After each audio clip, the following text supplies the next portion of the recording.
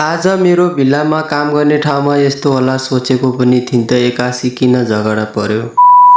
Hello साथीहरू सबैजनालाई मेरो मिनी भ्लगमा सबैजनालाई स्वागत छ। सबैजना सन्चै हुनुहुन्छ होला, म पनि सन्चै छु। अनि मेरो चाहिँ आज झगडा किन पर्यो भने एक्कासी आएर मैले भिडियो बनाउँदै थिएँ अनि हैन, अब मेरो चाहिँ यताबाट मालिक आएर ओनर आएर यस्तो भिडियो बनाता है क्यों बनाता है भनिरहेको थियो। मैले भने सर म चाहिँ अब यस्तो यस्तो हो, म चाहिँ अलिअलि बनाउँछु हैन, अब त्यही भएर हो भनिरहेको थिएँ। किन बनाइरहेको छ, कसरी बनाइरहेको छ भनेर मैले सर म हल्का बहुत थोडा बहुत यस्तै हो भनिरहेको थिएँ। म भ्लगहरू बनाउँछु भन्दै हैन। सरहरूले अब यसरी भिडियो नबना अनि तेरो भिडियोहरू हाम्रो मोबाइलमा पनि आइरहेको छ, हामीहरू लाइक कमेन्ट गर्छौँ अनि तँ हेर्छ कि नै भनिरहेको थियो क्या। अनि सरले हैन अब त्यहाँ हाम्रो एउटा भिल्लामा काम गर्ने नेपाल दाइ हुनुहुन्छ हैन, त्यो दाइले चाहिँ हैन एकदम कम्प्लेन हाल्ने भएर आफैभन्दा आफै हेरुन्।